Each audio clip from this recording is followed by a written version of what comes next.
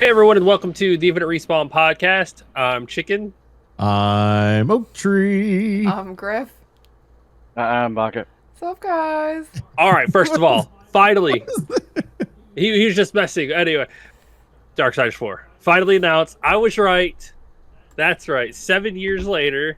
Yeah. Finally. It only took finally got 7 years of guessing of this is the year. This is the year. It's This like, is the year. This is an eventuality thing. It wasn't even. This is the year. It was at this particular show at this particular time. This is when it was going to be announced. So it was like 4 times a year, maybe. Yeah, 3. exactly. It was 3 or 4 times a year. I was like, this is it. This is it. So you were literally 1 for like 17. You know what? It doesn't even matter. bro, I was chasing it. right twice a day. So That's right. And it doesn't matter because it's being released. It's now announced. It's on Steam. The moment that shit popped up, it was like on Steam. I went straight to Steam and added it to my wish list right away, instantly. It is a 4-player co-op game that you can have all 4 of them, or you could play by yourself. There's not much other info right now. Trust me, the community is like scouring every single store page for any sort of different information, but there's not much.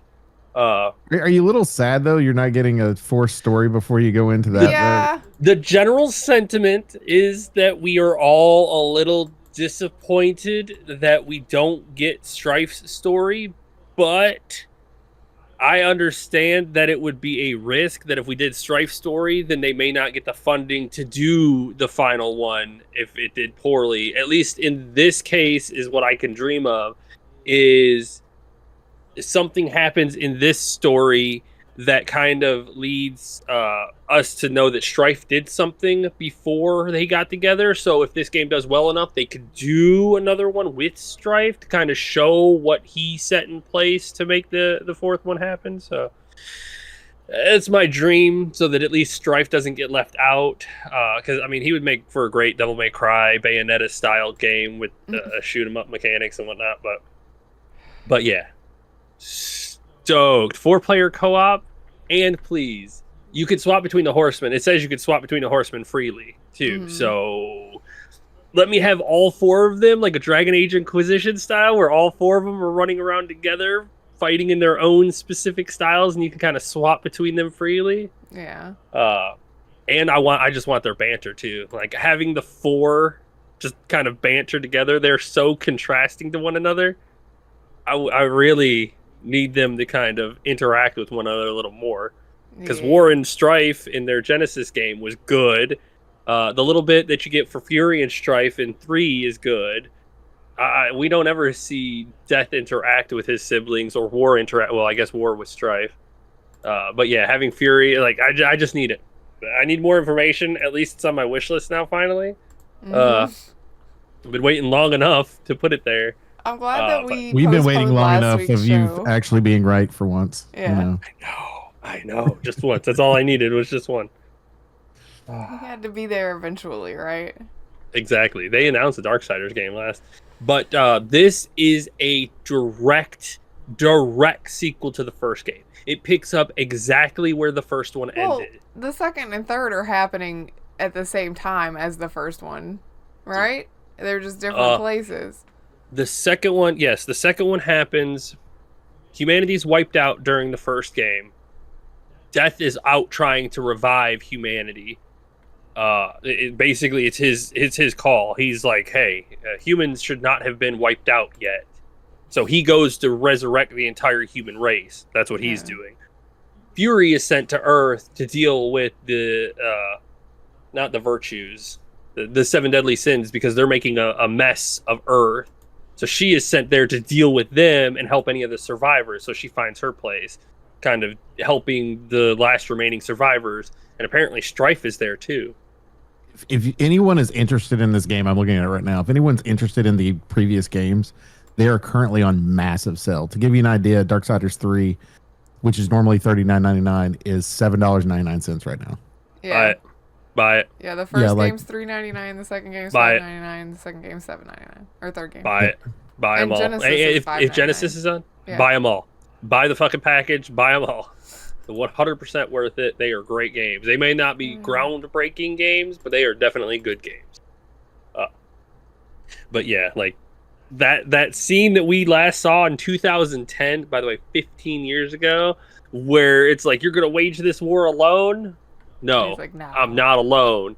And then the three of them come flying through the sky behind him, and then finally they show up behind him, and now you've got the full four to fight the war. Now we can continue the story. Chicken's so ready. I've been ready for years. Ever since that scene in 2010, I was like, oh, this is gonna be a great game. Breaking news: the game is delayed until 2029. I mean, I've waited this it doesn't long have anyway. a It'll be release 20 date, years. So who knows? Yeah. Maybe that is the plan. Well, either way, I am. But I will ready say for this. I will say this. Everybody's been wanting it. You finally get to the 4, right? You show us tiny little trailer that just has a little line that's on it. It's there. No one said, don't you people have phones? Nothing like that was said for a 4th iteration of a game. I'm just throwing that out there. Yeah, Like, yeah. All you got to do is show a little bit of trailer, make people hungry, and have a nice day. Even if it's released in 2029, at the end of the day, people know it's being made. Yes, Yeah. we finally know that it's being made, and I hope that this game does well enough to where they'll give Strife his own game. Like he deserves it too. Like he deserves to have his side. Hell, he might be set after the events of this one, where he's helping refound human civilization. So I mean, they can adjust kind of what they're doing, because apparently he's helping. Spoiler: Darksiders 3 has been out for 7 years now. He's working with the humans. He's basically helping keep them safe, the last stranded people. So, I mean, he could have just been, he's in hiding, helping them, because you don't know it's him until way later on in the game. Then it's like, oh my god, it's him. And the Fury gets pissed. He's like, what the hell are you doing here? Nothing. Like, oh yeah, I was just helping them out. Like, whatever. But yeah, I like how stoked. Fury gets pissed. It's literally her name. I'm just throwing that out there. Oh yeah. Oh yeah. Like, trust me. She is an angry horseman, and she fits her name perfectly well. And to be fair, she really didn't want to do this either. Playing through Darksiders 3 is good, because you kind of feel like she's like, oh, what the fuck am I doing? This is way below me. And then she kind of grows into her purpose in this arc. So Strife has gotten to be a lot of like places around the story, but he's never had the story, whereas like War is the main part of the story. Death has his side, Fury has hers, and kind of Strife is around this outside. So we'll see. I'm stoked. Hopefully we'll get more information soon. But that's all we have right now. Is it's being made. You can wishlist it. It's out there. Gunfire Games, I think they're the ones that they have made all of them so far, and they were lucky enough to get to make this one, because I know that they just made Remnant 2. So I'm stoked. I'm ready. I am ready. Not all in on a lot of series, but Darksiders has definitely been one of them. Maybe he'll get a comic. Because he's from a comic. Yeah. I was gonna say you probably could just read the comic that exists. Yeah. Yeah. You watched the whole THQ show, Chicken. I didn't get a chance to. So is there other stuff that was There were, like, I gotta be honest, almost every one of the games that they showed off was pretty much like head nodding. That's pretty nice. That's pretty good. Like, and it may not be my cup of tea or cup of coffee, but it's definitely pretty good. Like, Fate Keeper looked pretty damn good. It was only made by 10 people. It even popped up to the 10 developers who built this game from passion here, and it was Fate Keeper. The trailer looked good. It looks a little like I don't want to say God of War, but like God of War mixed with like Elden Ring or some sort of like brutal RPG. Maybe Sky or maybe Elder Scrolls and God of War. I would say more like Skyrim in a way. Yeah. The concept is basically you have people that have lived underground, or people, I'll put in quotation marks, more like goblins, that live underground, and they've worshipped sun, moon, and clouds, I think it was. Yeah, sun, moon, you and had clouds. different factions that were there, and then this person, your character, has come in to the area and is, I guess, wiping them out. I'm not really 100% sure. It wasn't really clear Yeah. on that. But graphically, absolutely gorgeous game. Really it looks gorgeous great. game. I was very impressed with that, and they showed real gameplay. It wasn't, Mhm. it wasn't one of those things where they're like, "Oh, look how graphically great this looks. We made this trailer of cinematics that will not look anything like the game in the future." But That was one of the things that I noticed about almost every one of these is that they were all in-game engine trailers. Like it showed gameplay in every one of them, which was nice to actually see that the game's working properly. But yeah, that one looked pretty good. There's Reanimal, which are the creators of Little Nightmares and Little Nightmares 2. I've already seen that side scroller, the dark Yeah. side scroller style. This one is kind of like that too. Again, it's real fucked up, man. Real nightmarish stuff. Cool. I mean, Um, it's kind of the their Gothic wheelhouse. the Gothic series is getting a remake, which we already Yes. knew. We had the announcement before. We got to see more footage of it, but along with that, they announced, I believe on consoles, they're going to have 1, 2, and 3 of the original versions of those are going to be released for console as well, yeah. which is pretty neat. A game that Chicken and I were talking about beforehand, the game The Guild, Yeah. which you get to choose. It's a lineage game, so you're going to end up, create A your dynasty character sim. and then do your dynasty along with it. I'm not familiar with the Guild games that much, but now I'm intrigued. Yeah, same. I was watching this. I was like, oh wow, this is kind of neat. And then they kind of started expanding it, and I was like, oh, okay, this looks pretty good. This is pretty damn neat. And it's up to 12-player multiplayer too. It's like, wow, oh, that's a big multiplayer game. But that it's I wonder how pretty that does with interesting, progression. right? Like in your little world, like how does that work in progression? That'd be neat to kind of see how that works. Mm-hmm. Let's see. Titan Quest 2 got early access right out of the gate. They announced it, and then they're like, cool, here you go. And everybody in the chat as I was watching was all sold on it. So I still have the first one. I play it periodically every couple of years or so. I'll just boot it up, try to finish it. I think I've actually finished it. I was in the DLC, but it's a solid Diablo clone. I put that in quotations. Path of Diablo Exile clone. clone. Whatever it came out in 2006, and it played a lot like Diablo 2. So, and it took from like 2001 to 2012 before Diablo 3 came out. So games like Titan Quest kind of filled that gap before Diablo decided to go right down. Way down.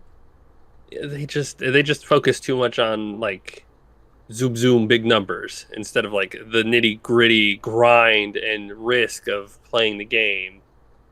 But it's happening again in Diablo 4, so whatever. The one that was as a roller coaster of a trailer. I'm gonna throw it out that way, but it was called The Eternal Life of Goldman. It's a platformer style game. You play as an older man, according to what the trailer is set up as. Anyway, you play as an older man trying to traverse your way through. But the way the trailer is written, it is basically a mother telling a child a story about the old man, and then it escalates to you finally kind of figure out that the old man is the arch enemy of the mother telling the story, and she starts yelling and just it's if I'm a trigger warning for anybody that has any type of traumatic experience with a mother yelling at you in any way whatsoever. It is very dark at the end of that, to the point that you hear the child saying, "I'm sorry, mommy," and you're just like, Yeah, what? it gets wild. It definitely descends into madness there towards the end. But that I put that one on my wish list. It just intrigues me. I like really good platformers anyway, but that I'm more of, I want to see what the next trailer is going to be. Like, what is maybe the person that was telling the story, I'm assuming that's going to be your antagonist for the actual plot line. But I find that pretty interesting. Sacred 2, for those people that like that RPG, has been remastered. Pretty sure I have the original on my you? library that I have not played. I'm pretty certain I do. I've tried it a couple of times. I'm like, man, this is an old game. I need to I looked commit away to at playing. first. I was doing something. I looked away at first, and then looked up on the screen, and I was like, "Wait, what are they trying to announce right now? That looks like it was built 15 years ago. What is this?" Okay, 15 years ago was Darksiders. This thing's like 20, 25 years ago. Oh yeah. Fair. Stop. Everything's 10 years ago. What are you talking about? 10 years ago was 2015. We were just getting like Halo 5, I think. God. Stop it. It hurts me. For fans of the Wreckfest car games, there's Wreckfest 2 is going into early access, and then Recreation, which is going to be an open world racing universe. I'm not really sure how that's going to work. The trailers look really cool, but it's racing. I mean, it's kind of one of those where it's kind of hard to. Kind of. Wreckfest is about racing, but it's all about crashing as hard as you can. Yeah, you know how good. Well, you have to survive the crashes. Other people. Yeah, you gotta. Well, that's fine. You gotta else. smash into other cars to make them crash. Too funny. There's a game called Tides of Tomorrow, which looked really, really interesting. They're time travelers, right? And that's the way that was set up. I am very interested on how, because the way they keep presenting this game, it makes me think of what was that game that I streamed? I think it was last year. That you basically you redo each day. Every time you die, you redo again, or the day goes forward. What was? Deathloop. Hades or Deathloop. no? Deathloop. Okay. Deathloop. It reminds me of Deathloop, to where you can go into somebody else's story that they did and watch how they play it out and play out yours either on top of theirs or divert their story that they did. So something they did that affected them, you get to come in and kind of either take a different route in their story or kind of play through their route. Okay. So you could see, like, if they killed somebody, you could see how that played out for them, and then you can do something different so that you don't end up, at a dead end.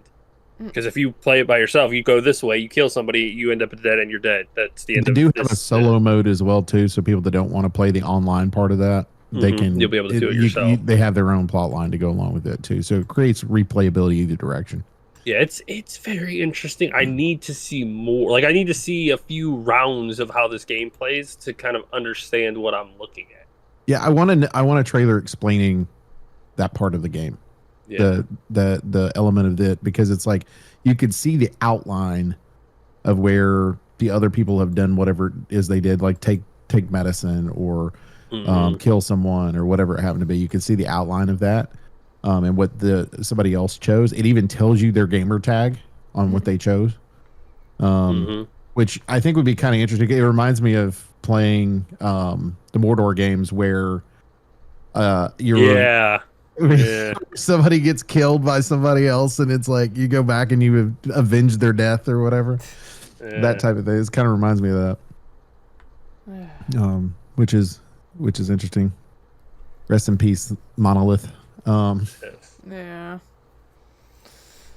Yeah. But the big hit at my house was the SpongeBob SquarePants Titans of the Tide, though, which it looks really good.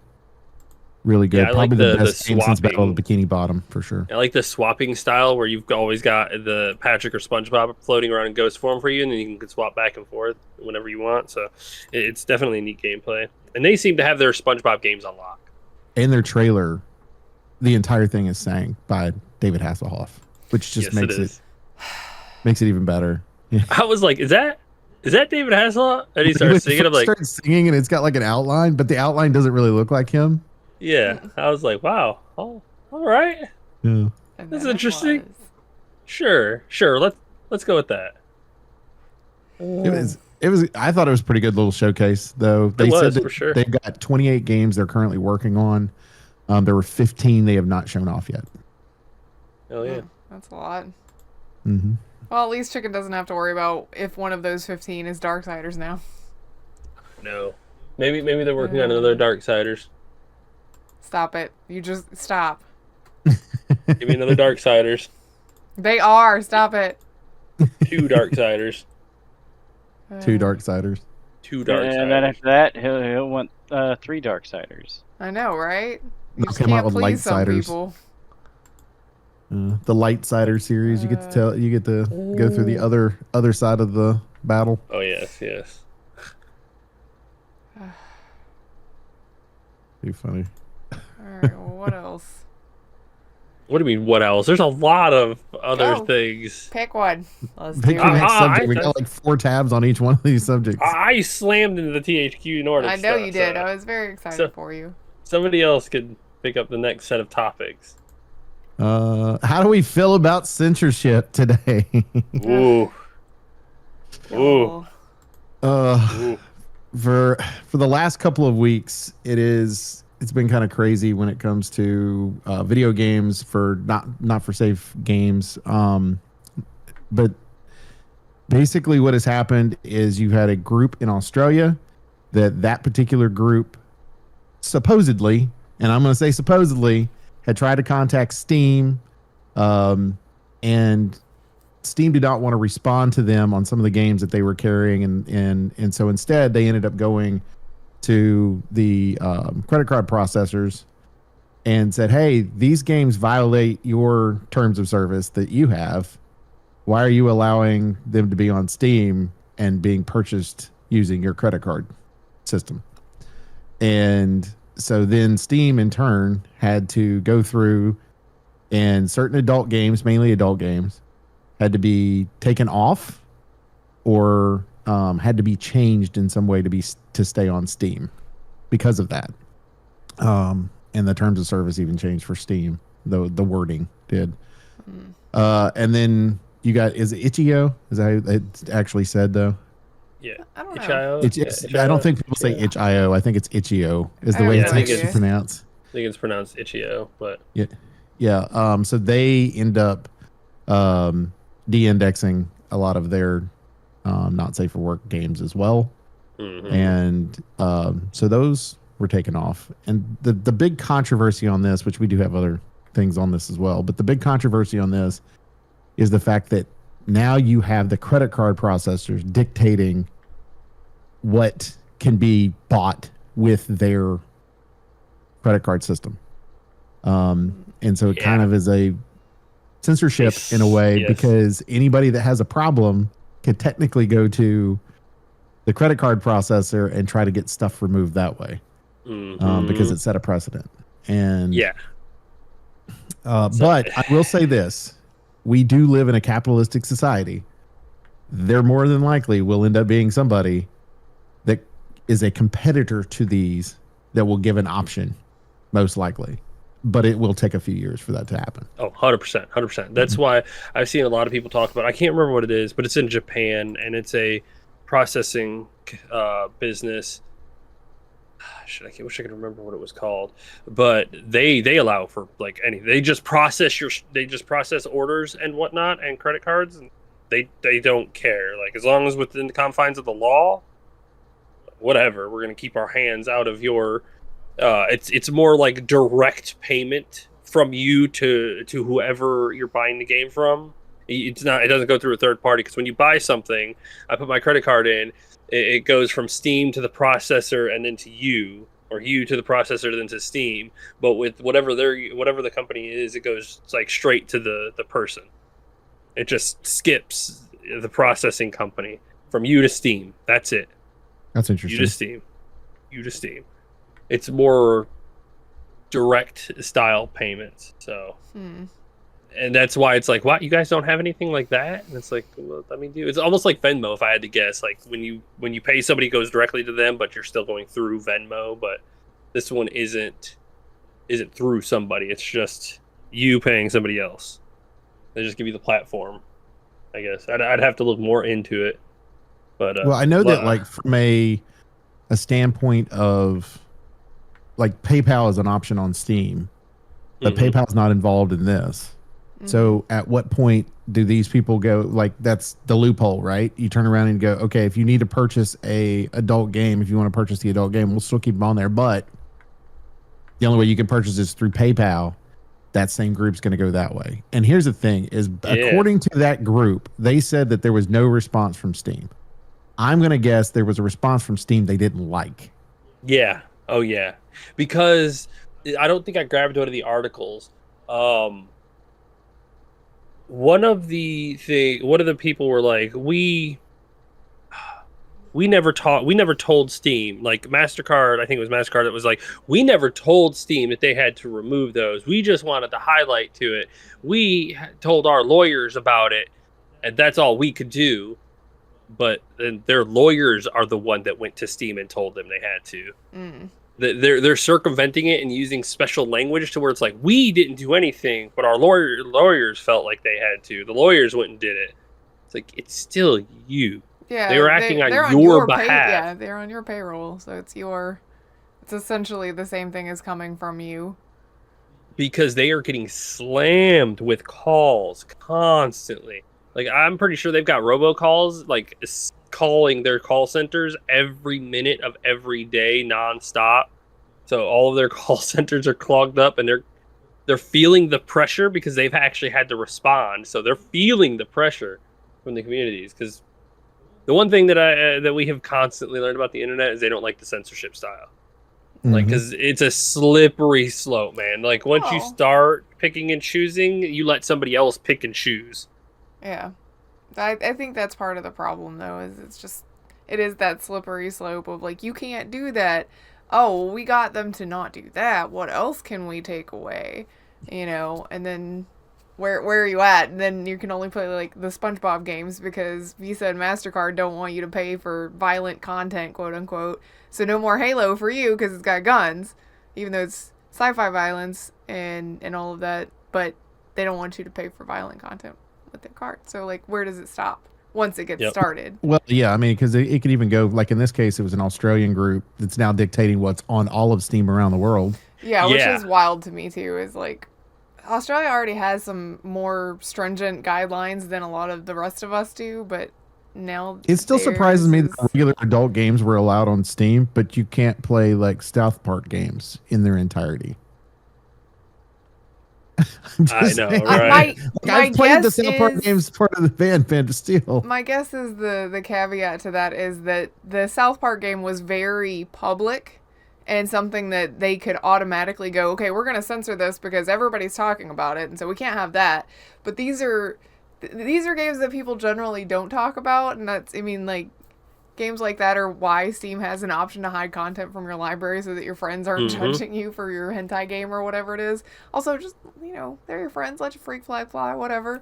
As long as they're not hurting Let your anybody. freak fly. But Uh, I mean, I think that's part of it, is it was slow to come to this because they had to go looking for it more than it being like, hey, everybody's talking about the obscene things in the South Park game. Everybody is talking about it in public all the time.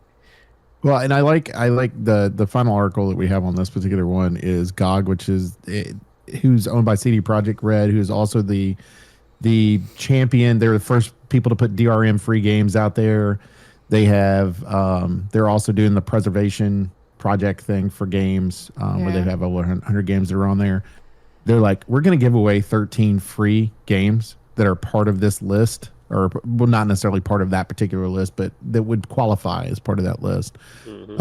So both violent games as well as sexual content games. And you literally just go on to freedomtobuy.games and go on there and click on it, and it gives you a code for GOG, and then boop, you get it for free. You cannot claim them if you are in Australia, though. Just throwing that out there. Sorry, Australia, your government's very specific about what you can and can't see. man, those guys are so censored. Here's my question: could you buy these games before that? You know what? Okay, I have like- no like- idea. Probably that's- not. Again, Yeah, I it's think not. it's, well, maybe you could, and it's just, it really is an issue of it had gone under the radar because people didn't generally talk about it in mass, versus now where, you know, they're like, oh, well, we're doing this thing, so everybody's to turn on the flashlight and shine it in there, and so everybody can see. Turn on So the flashlight. Yeah, well, either way, good job, GOG. Fighting the good fight, as always. But yeah, that's where we're at in this department so far. And as we go forward throughout the years, we're going to see how this plays out. Because again, This is why Valve was like, hell no, we ain't censoring shit. Like we're gonna stay within the confines of the law, not anything illegal style games and whatnot. But if you're just making some horny games or some violent games, whatever, we're not gonna be the police. There's too much that can happen if we're trying to censor and moderate every single thing, especially with how many games they get a day. Like, oh my god. they get a lot of games a day, and a lot of them just fall through the cracks, disappear, fade away, junk, whatever. But now you get credit card companies that are trying to be like, well, if they're not going to do it, we're going to tell you what you can and can't play. I do wonder, like, what, because these are based on more puritanical belief systems. Oh, you can't have the nudie games because you're not supposed to be looking at that stuff. Like, how far do you think they would risk reaching? Because at this point, like, we're in a weird place culturally. Obviously, everybody's seen the news cycle enough to know. But, like, at what point are they like, yeah, we also aren't going to let you use our credit cards to process payments for anything that supports, like, LGBTQ games or things like that, where it's, like, outside of the norm. Like, at what point is that the line? And are we coming up on that line by taking this step in the first place? With censorship style cultures and whatnot, the line always gets pushed, no matter what. They will push it, and if they make any progress, they will push it a little more, and they will push it a little more gently until they hit a wall, and then they will start screaming at the wall and making it a bigger deal than it is until they either get completely shut down or they get through the wall. So, well, and that's part of the deal too. Is like, and this is like a very extreme version of this, but it's one of those to where if you go in there is nothing stopping them at this point of saying the Detroit Lions are part of the issue, and so we will not let you purchase a Madden game with Detroit Lions being part of it. That feels targeted because of the views of their mayor in Detroit. Yeah, I mean, at what point do you get the circle logic to apply to just about anything? And it's like, okay, come on now. You know what I mean? But it's like, but it's also there definitely needs to be some stuff that's censored. Like I think the verbiage that they're using, which is violence against women and things like that, I agree with. Like, that stuff needs to be kind of taken out of there. But also, there are people in the right context, like a little bit of, like, with the not safe for work stuff, like a little bit of violence with their sexual part of it. I'm talking about from the female side of it, not the male side of it. Right. In this case.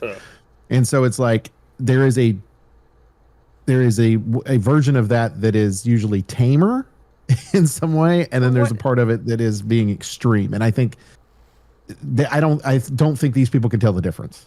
Yeah, and I'm pretty sure they use that language to specifically make their point, to try to get people on their side. If you're using that language specifically, so let's say violence against women in a vacuum on its own right there, okay? Right. Okay, so they're not just going to apply that to not safe for work sex games, right? It will also apply to, I don't know, The Last of Us 2, where the main protagonist is a woman, and there's violence being perpetrated by her and against her. Is that no longer allowed? Can we only have Care Bear Island games after that? Because any sort of violence or anything like that is over their line, the one that, the companies have decided this is too far. You can't show hitting a lady. You can't show a woman holding a gun. You can't show this, and this. Like, what? And what's to stop them from now going after GTA 5 and GTA 6? Because does it stop them from taking down a game like Stellar Blade, which is a waifu game? It's got boobies and fan service, lots and lots of fan service, and I'm here for it. What's the other one, the free to play one that's real popular, whatever that one is? I don't know. Something Impact. Oh, Genshin Impact. Genshin. Yeah. Yes, the big waifu game. Yeah, it's objectification and sexy time stuff, and it's playing on the gaze, as far as, like, you're definitely looking at not necessarily always the abilities. Right. So, like, at what point where do you draw the line? And at what point do you start getting that line too close to people that are AAA studios going, you know what, we've got the money to fight back against that. Do you really want it? Because right now, most of the ones that are being targeted and taken down are small single developers and things like that.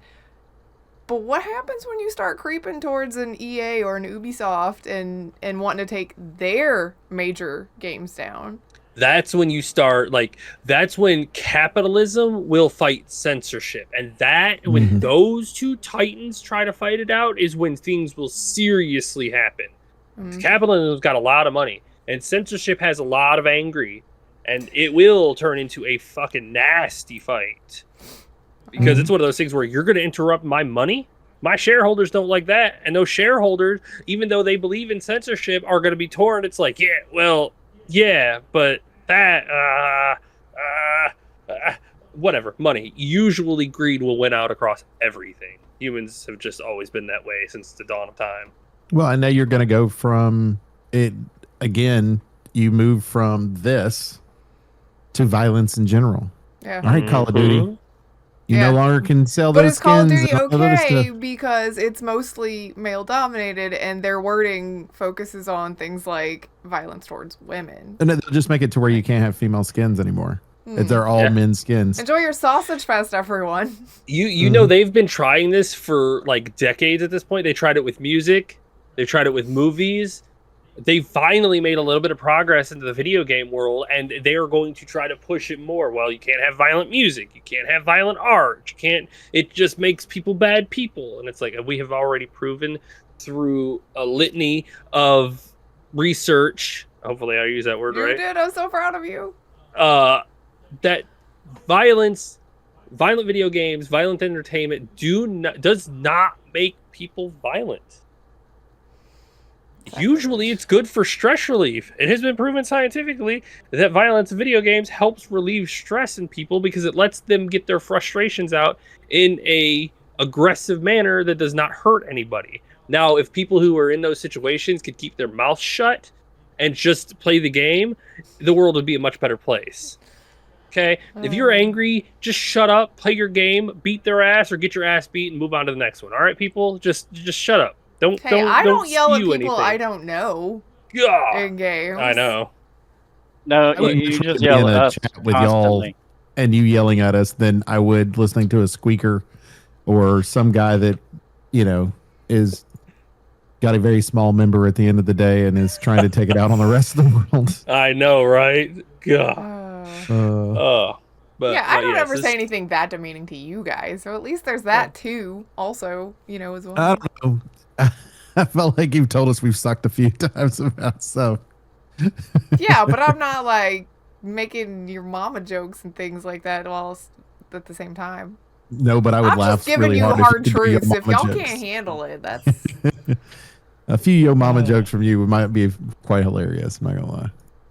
Yes. But yeah, this whole topic is massive and all encompassing to our hobby and our but I think lifestyle, our lifestyle. It's a stepping stone into it being, we're gonna start here and bully the video game industry because it's just a bunch of nerds, right? But then it's from there to movies and TV and everything else. Like it's a testing ground to see how far they can get in, you know? Yep. So again, we will see how this kind of grows over the next few years, and we'll see where we go and how it affects what we play. It'll be interesting to watch Titans like that get into a fight, though.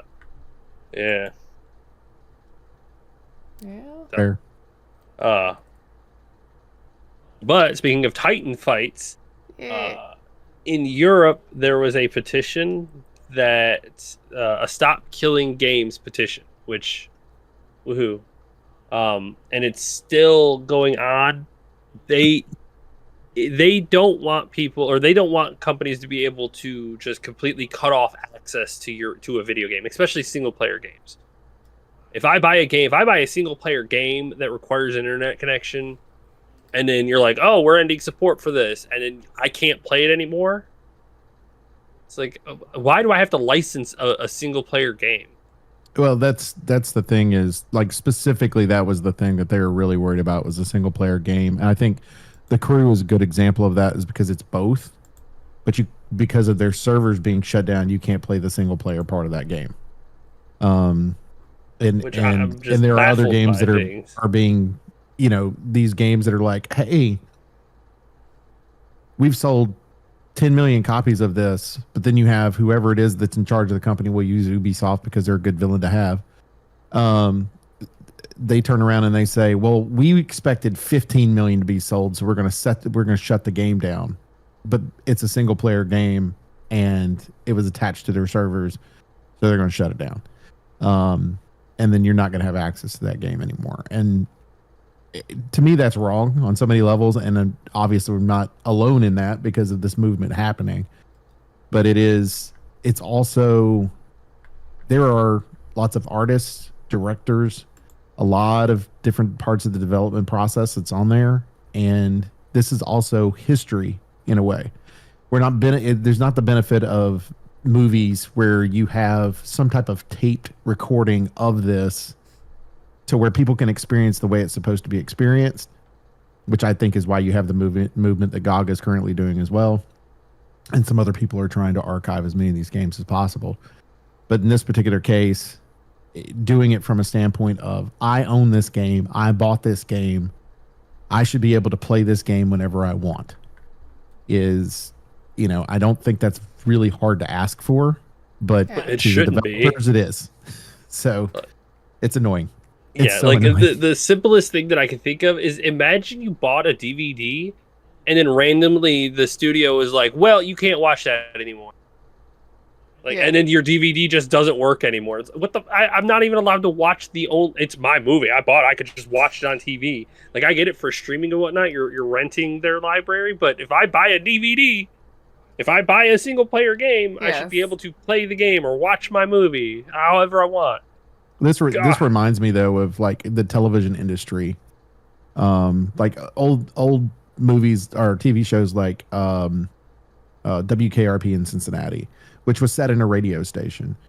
And when it was originally released, there were licensed songs that were part of the actual show, but it was allowed to do on syndication. They were allowed to do the show on syndication for a while until those licenses wore out and you could not stream the show anywhere. And so they had to go back and retroactively change those to where they run basically to royalty free music in the background. And it kind of changes the feel of the entire thing. Every industry is going to go through something similar to this. I'm glad somebody's fighting this in the fact that it's like, make it to where we can please play these games. That's all I'm asking to do. But imagine if, the opening scene to Halo that some licensee that Marty O'Connell had set up from there turns around and goes, "Okay, you got to have a different theme for Halo now." Like that's my mindset God. is like, It's like in Halo 2 where there's all of a sudden this like JRPG music now. And I was like, this doesn't feel right. And then Oak was like, nah, it used to have licensed music in there by this band and these two places. And it is like bizarre. Yep. Imagine if it was the opening theme, the iconic theme. And they're like, God. no. yeah, the Ah. remastered version of Halo 2. Yep. Yeah, it's Has so a weird. totally That different theme. stuff is so weird. If you hit the button to flip back to the old version, the old music's there. Is it? Oh, nice. I Mhm. didn't know that. I didn't try it. I was like, Very nice. Very nice. The other article in this one is Ubisoft's own shareholders demand response to the Stop Killing Games consumer movement. You got to be careful because they're trying to turn the argument of this, because this is obviously support for all games cannot last forever. That's not what they're asking for. Understand that we are not asking to support your game. All you got to do is just leave it alone. Like, you let me play it. Well- Imagine if Ubisoft went back and didn't let me play any of their old games on the consoles I have that ever require no internet or nothing like that. They just came to your house and broke your disc and were like, you can't but play I mean, that that is the big problem is companies like Ubisoft are so guilty these days of making everything tied into some sort of online service. So Ugh. like even if it is a single player game, a la Assassin's Creed, You have this thing requires you to be online. This thing requires you to be online. Oh no, we married our systems and the whole game is built on this predication that it's going to be able to reach the online servers. And if it can't, then you can't play it anymore. Even the single player side of things. And it's like, stop doing that. It's on purpose and we can fucking see it. I mean, Oh yeah, for that, sure. but that's the ideology is like, we'll take this away because nobody's playing it anymore and we're not going to support it, so we completely pull the game down, which forces your hand to buy our next one. Nah, it doesn't. So Yeah, like it's pretty, another one of those things. I feel like with Ubisoft specifically, it's pretty clear what they're doing and what they're saying and what they've been doing, because they've been ramping up to this for a while now, you know, with tying in a lot of this online bullshit that doesn't need to be in a single player game and could be optional to it, but instead they've like built the systems interlaced so that if they take that offline or the multiplayer part down, the rest of it struggles. And that's by design at this point, so that they can do that. So they're like, yeah, we're just not going to support that one anymore, and you have to be connected to the online. That's like, you made that choice, which is part of why I've stopped buying Ubisoft games in a lot of cases. Like, I would love to play the next Far Cry, but I just don't want to get dicked over. It's too much copy and paste too. There's just not enough. Yeah. There's not enough new, not enough shiny, not enough to draw to bring me in. You guys cut and paste so frequently. It's It just gets probably because boring all of after the a online while. All stuff of your games take place in the same universe. Yeah, like it gets so boring after a while, and it really doesn't draw me in. Like the first couple of Far Cries were fun, and Primal was interesting because they took a different turn on that one. I was like, okay, and then 5 is more of the same, and 6 is more of the same. I felt like 5 was okay, and 6, like, I'll be honest with you, I haven't played it yet because I just don't want to buy an Ubisoft game at this point. But the only reason I do want to play is because you can have a chicken companion. Yeah, that's the Like, main thing. And what did you play 5 for? For You the don't know why bear, people need that. like the bear companion. Their named Cheeseburger. Yeah, Well, like some of the companions okay, are cool and whatnot. The cougar was way better than the bear. I'm not gonna lie. Yeah. Cheeseburger was cool, but I mean, like, Peaches was the best. So. But yeah, there you go, right there. The companions are the funnest part because they're the things that change the most frequently. Yeah. I don't disagree with that. Well, there's that, and I liked setting stuff. Like, Far Cry 4 didn't have a companion system. You could ride an elephant if you could find one. But beyond that, it didn't have a companion system. But I liked the setting in that one a lot. And the mechanics. I like the radio stations. So. Yeah, well, yeah, I don't have a problem with that either. Like, just cruising and listen to your buddy, and that's a whole side thing that you can do too, just to help that dude out, which is neat. But I feel like there becomes less of the neat stuff and more of the chicken stuff we copied and pasted. Yeah, it's easier. They could just copy paste, change some stuff around. I think, if I'm not mistaken, Far Cry Primal, somebody did a map layout of Far Cry Primal, and it was like, I think the same exact map as like Far Cry 4, except completely reskinned over. Like, but all the landmarks were the same, the rivers were the same, like it was the same map, just reskinned. Fair, that is kind of neat though, because it's one of those situations where it's like, this is what it was, this is what it looked like in Primal times, and you've played in the same area in current that's why times. I bought the Primal. History is neat. I bought Far Cry Primal. Primal's kind of an underrated game, to be honest. It is. I think it's one of the, because it's in its own language and everything, and it's like it's primitive. It's set up totally different, and that one's. I feel like they needed to do more of that and experiment more, but they're not. Ubisoft's not going to experiment. They're going to be like EA and all the rest of the big ones and just regurgitate the same shit over and over again. Yep. Oh, man. This formula works, so keep using it. Yeah. That's where we're at now. Is everything has to be super formulaic. Call of Duty is the same way. Just reskin it. Yep. Or just make a game that looks absolutely amazing and everybody went, oh my god, I'm really intrigued with it. And then you find out it is a Call of Duty game and you go, fuck. Because you know it's just going to be more reskin. Yes. Reskin, samey same.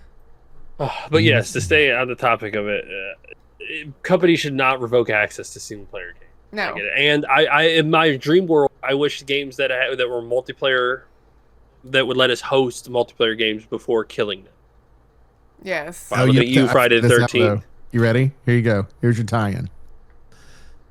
the Ubisoft and these other companies are going to come back and say, because of the payment processors that originally these were purchased through, they now have to shut these servers down and shut the single player games down. They're gonna it's gonna tie that. They're gonna tie it to that somehow. Yes, somehow. Like just dumb.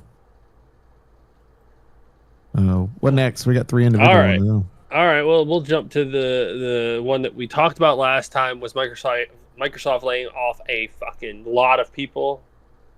Not approximately 9,000 employees would be laid off last month, which is a lot. That's of people. across their whole company too, by the way. Yeah, that's across the entire company. Roughly 10%. No, is it 10%? Yeah, of stat. No, that's King's division.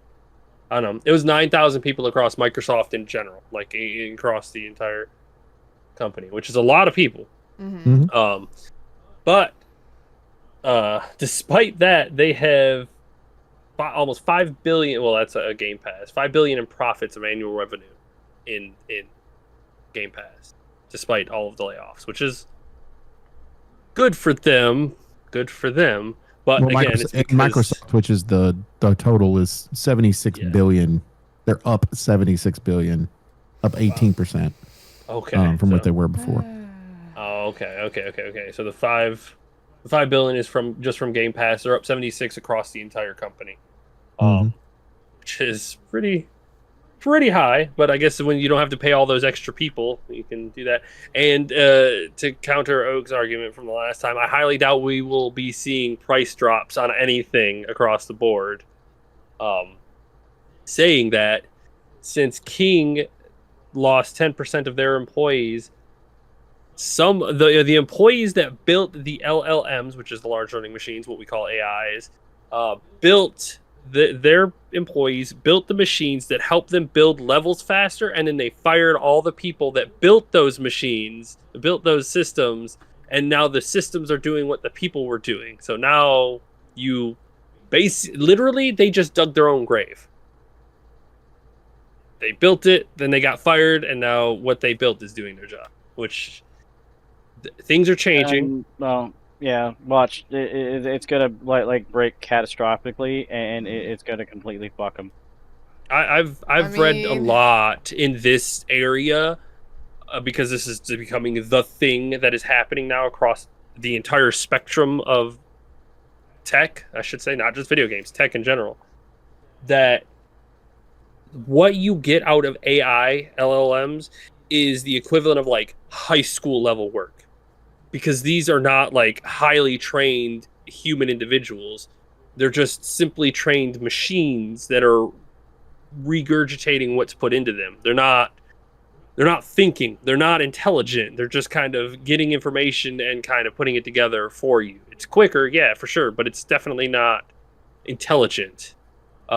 And because there's nobody to quality check what they are doing, the quality is coming down to where that's looking as the standard. And after several years, we will start seeing the actual other side of what we are getting out of this, which hopefully will,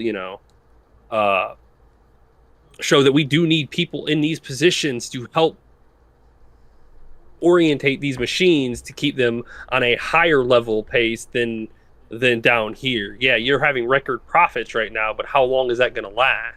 Yeah. You'll still have people in there, but think about it from this standpoint too. And I try to look at full business, right, across the entire world. There's going to be a shortfall in the amount of workers that we have across the world. I think there's one country in the world that has a positive net on birth rate. And so you're going to have to prepare for that future. 100%. And so it's going to have to be to where you'll have one person that now has to do 10, 15 jobs. And this is designed to kind of help with that. The problem is we're seeing it, and we're seeing 9,000 jobs left gone at the same time. But eventually that's going to happen. We're going to have this stuff has to start at some point, and this is what I we're. mean, This I is the think part of that's the a future we're twofold starting. problem, though, because part of the It reason is. that you see a lower, you're introducing birth rate into it is because people Ooh. are having to work so extra hard for a lot less that they don't want to have children. So it's not that we Mhm. couldn't keep those numbers up. It's that society has decided, well, the people that have the money have decided that's not what they want. We could just automate everything and fuck you guys, and then they're the ones that are sitting at the top screaming about the low birth rates, and they're the ones that caused it. So, automate everybody's I don't think jobs they out. cause it. I think part of the birth rate issue has to do with across the entire world has to do more of as we get more educated, because there are people in the world that can live off very little where we can't in the United States as much. But I think it's one of those where you have people that have chosen. They do look at the bottom dollar, but they also look at their own personal time. Where in the past it was the family life was more of a big thing. Where it's like we've I don't say we want to that we've become selfish, but I think we look at it's not that we've become selfish. I think it's more of we want people to come along for the adventure of our life and bring those kids in along with it, and it's not economical to be able to continue to do that. Where like I got a lot of friends that have like 3-4 kids, but they stay at home all the time because they can't afford to go out and live life. They have to stay home because they're working. That's and why they're doing- finding the balance of work Yeah. life. But the problem is that again, getting into the economic status of how the world is that the quality of life and the cost of living has gone up and the quality of life has gone down. If you were to somehow bring that closer to where people had more money, they would feel more comfortable. If you had 4-day work weeks and you still had a good quality of life where you were making enough money, people would have more kids, no problem. It wouldn't be a stressful thing. Well, Like, and you the would system itself kind of sucks because you had a group of people that had a great quality of life. Unfortunately, it was right at we had to have the pandemic to decide that it happened. Right, had a great quality of life, staying at home, had a great work life balance, very productive at their jobs, and then all the jobs said, "No, you have to come back in." Yeah, that is very true. Is because like people enjoyed working from home. It was so much less stressful, and there were more options. And then I'm not entirely sure why. I guess the companies were like, "You're not doing enough," but they go Because to work and do the exact somebody It's same convinced because thing. enough they because they're at can't home. justify the cost of all these buildings that they've either bought or have been renting. If Right. there's no Instead one of in just there saying we're to. going to downsize, they continue to have the big. They think Get a about smaller selling building and let people still multi-million-dollar work from building and home. then being mad because This is getting a bit more political and into other areas than we really probably should. So let's try to. But it's to show that all of these things are connected. Like I mean, our I don't video games disagree with you. I are definitely connected to the don't. rest of the world, and like everything in our purview is connected one way or another. Like we are all feeling it from everywhere, and now the real world has leaked deep into our video games. Now we need a big pump to get this sludge out of here. But I am impressed though that it's $5 billion in annual revenue. Game Pass. yeah, for Game Pass alone, that's 500 million active users, which is 100% worth it. You're just renting their library, which is what I like to consider it. You are renting a library card, people. I wonder what Sony's is. Because theirs is Probably not that much. Just well, theirs is cheaper. To be fair, if you because you can purchase theirs for a year for like $120 or something like that. It's not too bad. So it's like I think it's like Nintendo's $10 is about month. that much too. Nintendo's is $15 a year if you do a single. If you do, it's 20 because they had 20? the It's 20, extra okay. consoles onto it. I think. Okay. Well, No, it's they're the big one. They're expansion pass. They have expansion the pass. expansion pass or whatever it is. So like, Yeah. I have a Switch 2. So the Switch 2, it allows for, like Breath of the Wild.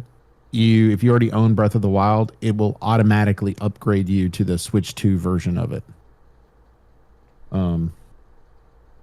Yeah, 1 year is starting. Well, that's the video chat. I just need to know what their basic plan is. Basic bitch. I just need their basic plan. Online play. Yeah, individual. Yeah. It's $20 a year for just the regular one, which is really, really, really nice for a year. Online play, the NES, the SNES, the Game Boy, music, game chats, saved, and special offers. Like just $20 to play all of that is just 100% worth it. I was like, man, it's too cheap. I have a kid too, and he likes to play old games. It's like $1.80 a month. Talk about subscriptions being worth it. Game Pass right now, if you're on console, it's still $10 a month, but you only get a catalog of 25 games to choose from. If you pay an extra $5 a month, so $14.99 a month, then you get hundreds of games to choose from. And of course, Ultimate allows you to be able to not only play on both the PC and the console if you have both, but it also allows you to get the EA Play membership as well. So you have EA's back catalog too, added to your regular ones. So I'm guessing most people have standard. Yeah, probably. Because I can't see, I mean, that's why you put 25 games on there versus hundreds, right? So yeah. 25 games to play from. Go, guys. Plus, you get your online stuff. Yeah. But, yeah, I mean, you figure an average of $15 per person, and they got $5 billion profit from that side of it. That's impressive. Yeah, and to me, that $5 billion, and I don't know if that $5 billion, like, does that take place of all of what they already paid to the developers for letting their games be on Game Pass? Because if you already paid all the developers for it, and the developers are good, good enough to let people play their games for free, I wonder if they get paid per play, per hour played. Like, I wonder how that works, or if that $5 billion has to go to help pay for the developers too. Like, I mean, I'd be interested to see in the numbers part of that. Because it does say this is the annual revenue, not net. Okay. So how much they made off of it entirely? Got it. Yeah.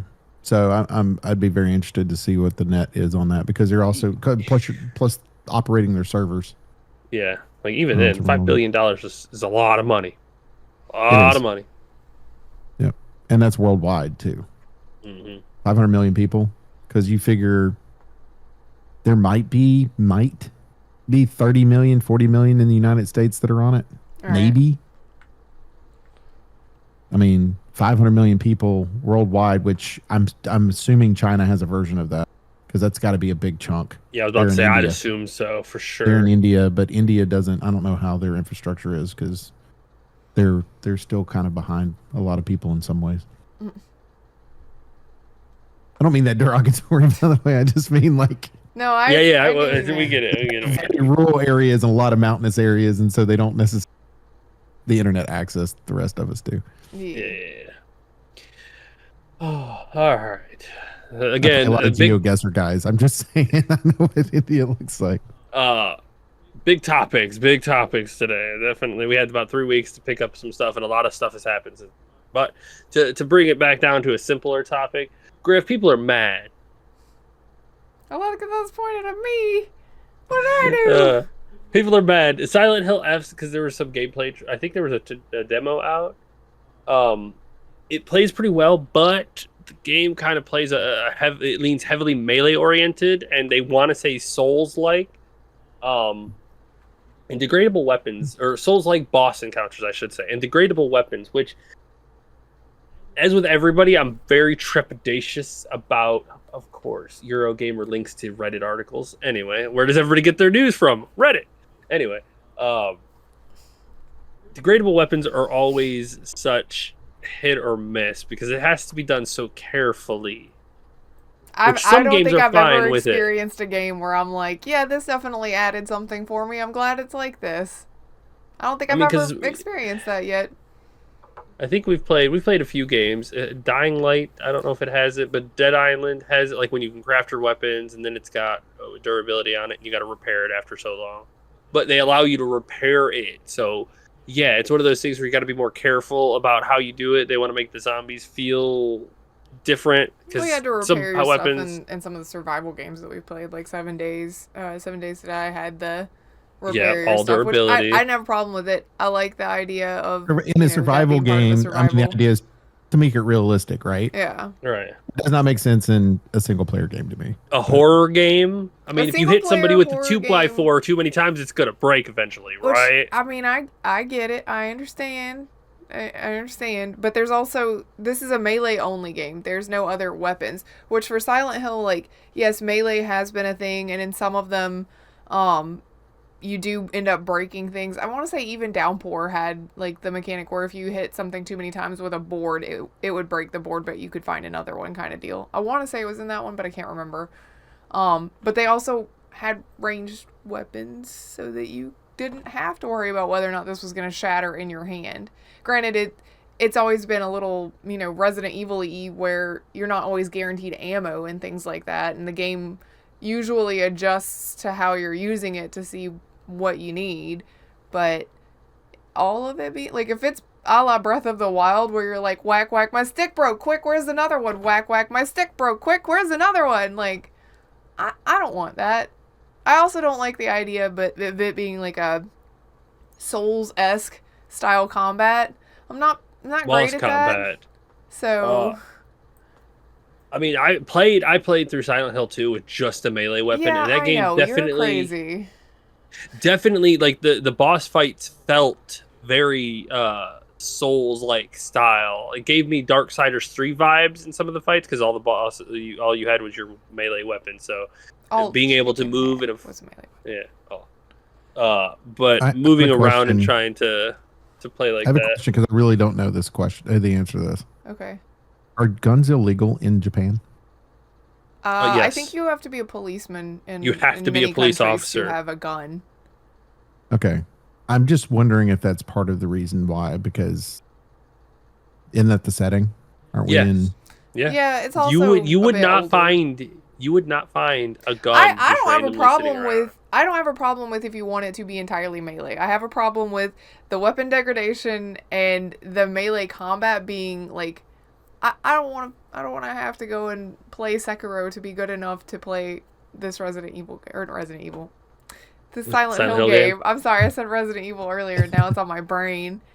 I mean, I could definitely see them because somebody in this is reading this whole thing is like, what if she was a kendo student? She knows how to fight with a kendo stick. She knows how to rhythm-based fight and dodge and parry properly based on her training. It's like, can you make it make sense in lore-wise? And or like they don't want you to feel too overpowered. It's still a horror game, so if you're in the middle of fighting something and you lose your weapon, just like you run out of ammo, they want you to feel that point to where you have to react. You can't just sit there slamming melee button on something and then win. So I can get see it. that side of it being because you don't have a gun, essentially. Right. You got to have something that it is degrading. But I also think it's one of those where it doesn't need to be like 5 hits where I feel like it some of these games. Yes. It needs to be where like I have to beat up a lot of people between point A and point B and be able to get to said repair station or however the repair system works. I guess that's the other question is it an issue of you will find more boards laying around in the world, or is it that I can carry 5 of them on my back so that when one breaks, I could just, grab the next one? Or how dangerous is it for me not to have realized that I only had one whack left on my stick, and then I'm in the middle of something? To be fair, how bad would it realize if you didn't know that you had enough bullets for your gun? Well, I mean, yeah, but I feel click, because in Resident Evil 4, you go click, oh shit. But there's a counter. I can see how many. Right. So if you could see a durability bar, if you see a durability bar, is that the same? Do you have to visually watch it, or can you look at the weapon itself and be like, "Well, my board's cracked. It's about to break." Like, how do they want to apply this feature?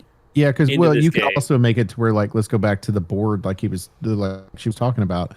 So you have a board. You pick up a 2x4, and it takes 5 hits. Is all it will take, and it takes 3 hits to kill one enemy. So you get to the next enemy, and you hit it twice. Now you got to have another board, right? Yeah, exactly. But if you picked up a lead pipe, it can hold up to 10 hits that you can actually hit, but it only takes 1 hit or 2 hits to kill the enemy. Because so now you're dealing with a stronger weapon versus.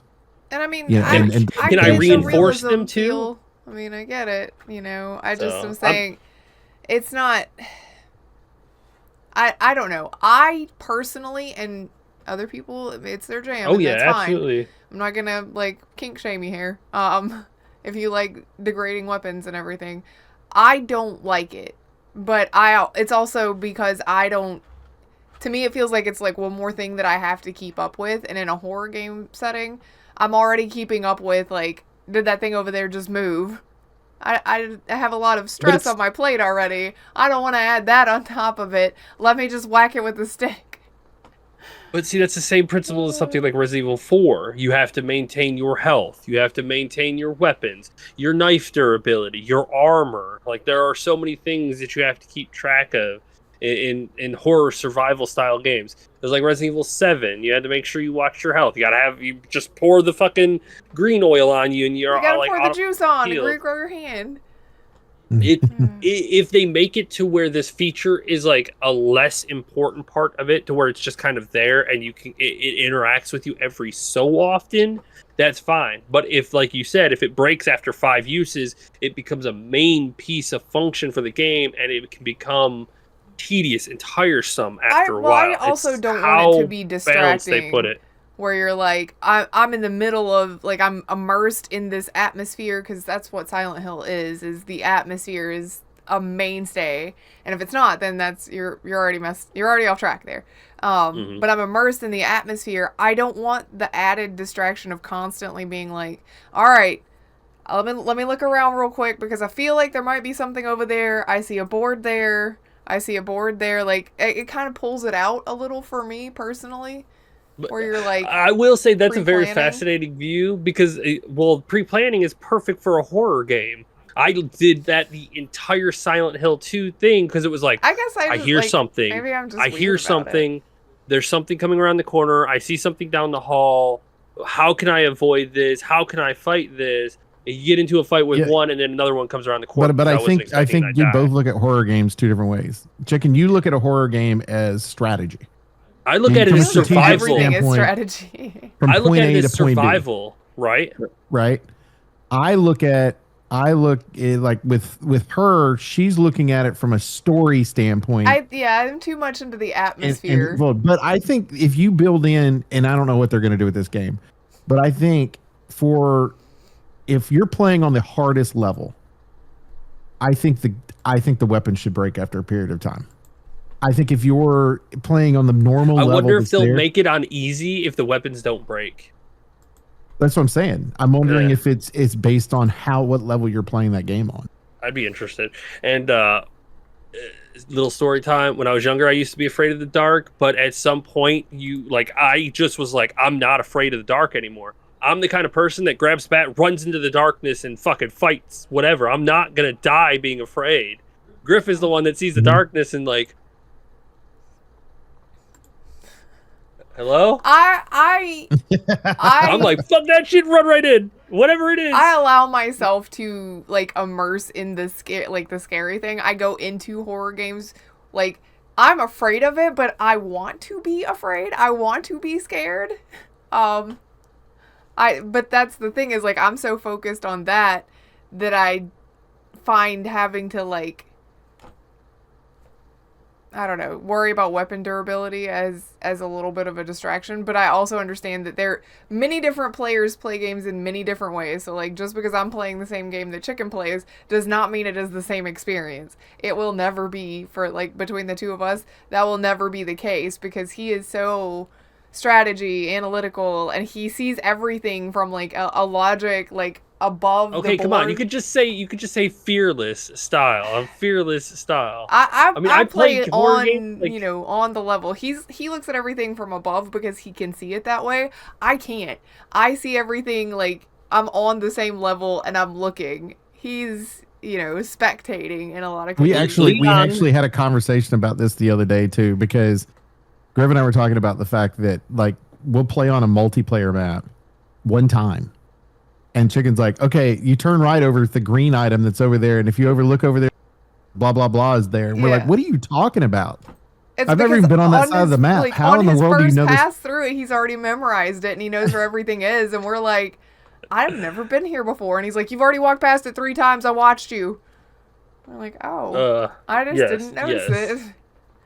But again, it's because he watches here, we watch here, You have to, man. If you want to survive in It's real hard. life too, you got to remember it. Again, if you're ever in a horror movie, be prepared to get the first one knocked out. I would be. Yeah, I know, right? But Leon, in my opinion, is like the best horror protagonist. That motherfucker is fearless. He is like, you know what? Fuck this. I've already been through this once. I ain't gonna stumble again. We here. We just beating ass now.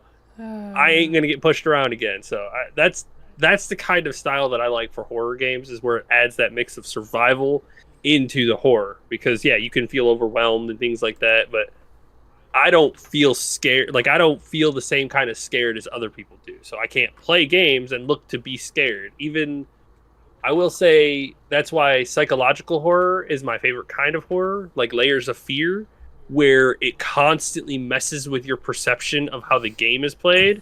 I don't know how many times I'd open a door and it would just be a wall, and then turn around and the wall would be behind me, turn back around and the door is there again, and I'm like, what the fuck is going on? And then turn back around and the hallway's back, and I'm just like, all right, I'm completely lost. This is good stuff because it constantly disorients me. That's the kind of psychological horror that I like. And I'll even give it to Silent Hill 2. The ambience and the overall atmosphere of it was great.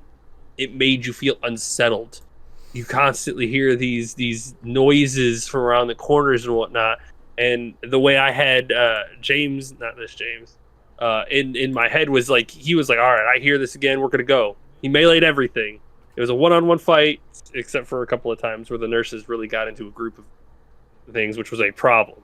Fighting two nurses at one time was a problem. Those knives are dangerous. Yeah, I don't. Yeah, like those it. knives are dangerous. I died. I think I still have my save or my ending stats from Griff. I shot the gun one time. I saved like 300 times. I'd kill an Yeah. enemy and I'd go and save. I'd kill an enemy and I'd go and save.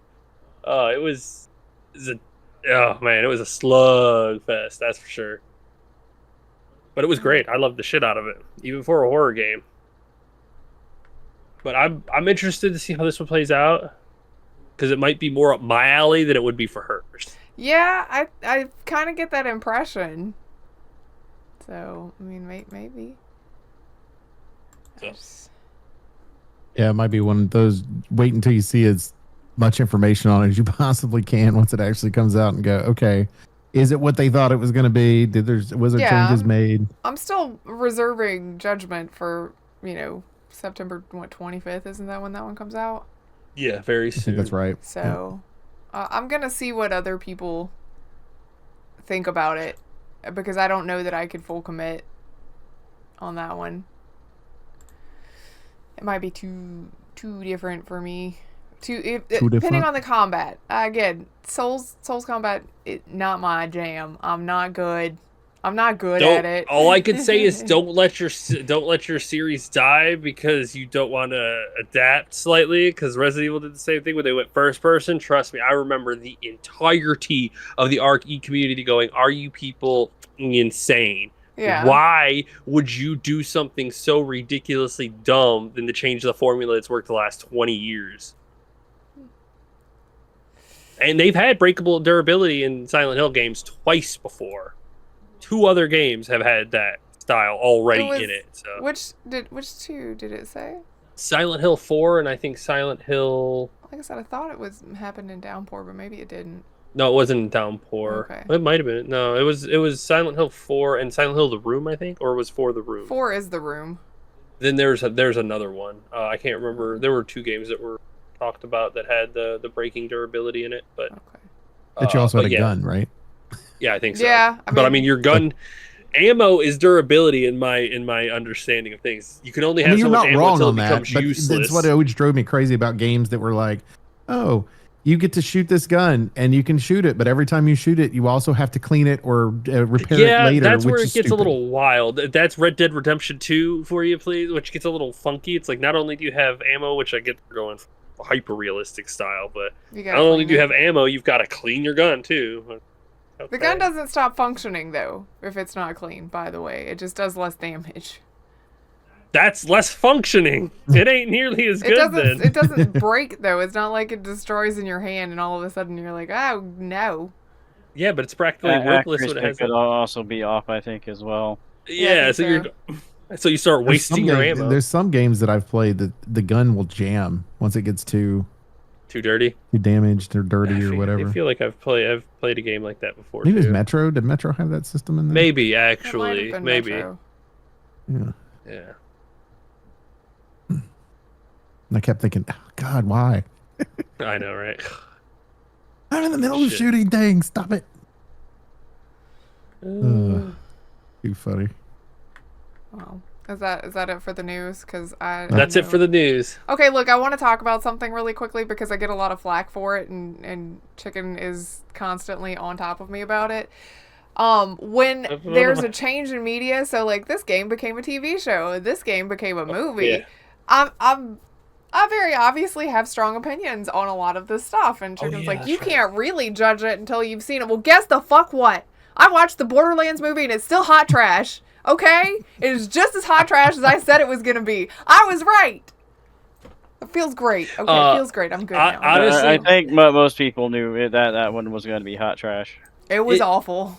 watching it, it feels like a kid took some of like their favorite action figures and like made their own story with it. Like if you like, it has nothing to do. I mean, that pretty much describes Randy Pitchford, right? Kind of, yeah. It feels like if you watched it outside of that ideology, like with that ideology, you completely understand what the movie was about. It's just some dude who was playing with his action figures and spent It's way true. too much money making a movie on it. He's like, Lilith's my favorite. She's gonna be the cool one. And I like Tiny Tina too. I'm gonna put them there.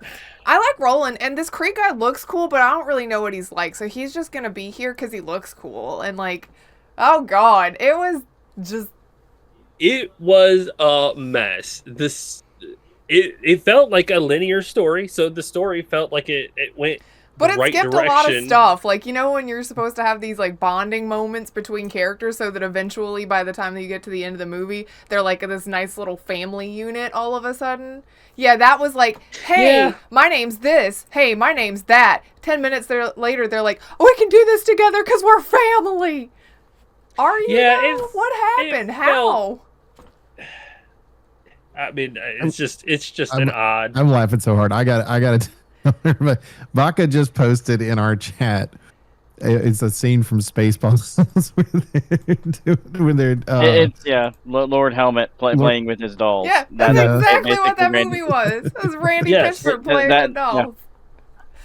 Oh, and then they tried to blame the movie not doing well on. Well, we had to do everything on COVID time, so we didn't get to have that many meetings. None in of person that. Or something. Did you tell him about the the people that were jumping out of the way? Even the other actors, like I guess that they had, they were like, we'll just cast a bunch of our friends and family so they can be in a cool Hollywood movie. Might have been Pitchford's like thought process, because there's a big scene at the end of the movie where a lot of the people, the forces are standing around because you're supposed to have this big army presence, and of course they start popping off. And I think it was Tina threw a grenade, and there's 3 dudes that are all just like standing there. Like the scene cuts to them, and then they literally just go, ah. They do. It was like I was like, damn. I was like, I can't believe that cut actually made it in, because that looks like it was like a practice thing where they were just supposed to be blocking out the scene essentially and giving it a run, and they're like, good enough, put it in the final cut. Yeah. They were I just think standing there. There was no, like, they're at arms or ready for a fight. It was just 3 dudes standing in their little uniforms just, like, taking their coffee break, I guess. And then, Yeah. It was awful. It was not a very good scene. I think they could have made something with that if Pitchford would not have been the one forcing his little storyline into it, because it's just so... It's obvious that So he's odd. a Lilith fanboy. He worships the character that he helped create, and it is his favorite thing in the whole world, and he wants everybody else to love her as much as he does, but it's his special toy, Which is fine. It's fine. But, I mean, That's you... awful. And I hate to be like this about it, but I'm going to be 100% honest. Kate Blanchett is the one who played Lilith. Yes. It felt like one of the fucking Lego pieces hairstyles that was literally just like snapped onto the top of her head, and it felt like it just could like come off at any point. Like, Yeah. it looks so unreal Yeah. that It was every it was time she was on 100% scene, I was like- obvious it was a wig. It was also I was like, 100% obvious that some of their direction, like there's a couple of scenes where Kate Blanchett and Kevin Hart, Kevin's playing Roland for some fucking reason, are supposed to be in combat with a bunch of other people, but it's pretty obvious the direction of the scene was, okay, we're going to throw this together in a combat montage, so just try to hit some cool poses, because you'll see them like actually just put their hand out in their cool gun pose, and it's like they're taking still shots. And you're like, did nobody tell them this was going to be like the actually live action? Did they just tell them hit the marks so that it looks cool and we'll put it together like a comic book kind of deal? Or I don't know. The direction on this was awful. It was just terrible. I don't know who the director is. I can't remember. I know I had looked it up, but it's just one of those Randy things where it's Pitchford. like, He was the director. he was the executive producer, but he was He was always the on director. set from what I understand. Yeah, he was absolutely. And Oak and I were talking about it too. They cast Jack Black for Claptrap. One of the great things about Jack Black in roles is that he reacts to what's happening so well. Like, that's part of his charm. All of his lines were done in a vacuum. Like, they were recorded in a booth somewhere. He was never on set. He didn't meet anybody else, essentially. So, Claptrap feels really disconnected sometimes. Yeah. And it's just, the whole idea behind casting Jack Black as him was kind of, You know? It feels They like should it was have a had waste him- for Jack Black. They should have had him on set, like trying to record while the scenes were going out, so that he could feel like he was in the scene with them, because he definitely felt disconnected in some. Yeah, so... That would have cost extra, though. Well, probably. Yeah. But, you know. Again, I'm always chastised because, oh, you haven't seen it because you think it's garbage, and I watched it. Still Good. garbage. Good, that's fine, but now you have an opinion based on experience. It's bad. I'm just going to point out the fact that Kate Blanchett has 8 Academy nominations and has won 2 Academy Awards. And she's is in that a movie. great actress. Yeah, she's But great. I'm just going to point out she's in that movie. Like, how much money did they have to pay this woman? Well, so is Jamie Lee Curtis. I mean, yeah, Well, Jamie Lee she's Curtis. got. Honestly, I get the feeling it was something more along the lines of she did something previously, and there was something in one of her contracts that basically made it to where it's like you have to be in this. I mean, maybe. You don't have a choice. Or Jamie it could have Lee's- been like, you know, we're signing you for this much for this role, and then we'll have a third role that, you know, we will pick at random that you will take. Mhm. So, within your range. Didn't this movie come out in 2023? Yeah. Yeah, I think so. Okay. Or So last in the year, I same don't year remember. that Borderlands came out, she won the Best Supporting Actress for Everything Everywhere All at Once. Jamie She's Lee not a Curtis bad did. actress. It was a bad script No, with she's bad direction. I know. I'm just pointing out you got Yeah. 2 Academy Award winners. Yeah. How do you make a bad movie? You You let put Randy Randy Pitchford Pitchford in handle it. charge. Yeah. We you all. We're Instead of all him right just in going, this I'm an executive producer, all I'm going to do is hand you money. Here are the plot lines to Borderlands 1. Here's the plot lines to Borderlands 2. Please Oh, make it to man. where... It was such a mishmash too of like anything that you knew from the Borderlands world. It was just like, we've picked this thing because it was cool. We picked this thing because it was cool. We picked this character, but they don't usually fit here, but they were kind of cool. We couldn't use this character because that would have been too outside of our wheelhouse, so we made an auxiliary character that's kind of a clone. Handsome Jack and Atlas. It's just a lot of dumbass, questionable choices. Mm-hmm. Yeah. I don't even know who that movie was for. Because even if you didn't... It was for Randy Pitchford. It was. If you didn't know anything about the Borderlands series, it would have been hard to keep up with some of, like, the jumps that they were making along the way. So it wasn't even put together for people who aren't fans of the series. But if you are a fan of the series, the whole time you're baffled by the choices and the, like, just the jamming together of random things. It's like, this doesn't... Who is this for? Randy Pitchford. Yes. Randy Well- Pitchford's net worth is $300 million. It was definitely made for him. Yes. Oh, for sure. I mean, that's what I've told Griff that if I had that kind of money, I would have made a sequel to the Power Rangers movie just for myself. But it would have been good, probably, because you would have Yeah, actually like- stuck to the source material. Well, to be fair, the first one was good. People just don't like the fucking wait. It wasn't enough action, too much story building. It's like, bro, if they want to have a 7-series fucking series of this, they got to start with a heavy foundation. Yeah, it's slower, Yes. more character progression, but that's what fucking happens. Because in the second movie, you do nothing but action. You know these characters, you're attached to them, they have their powers. Now you can get to the juicy parts. Well, I mean, even Lord of Sorry. the Rings is set up that way.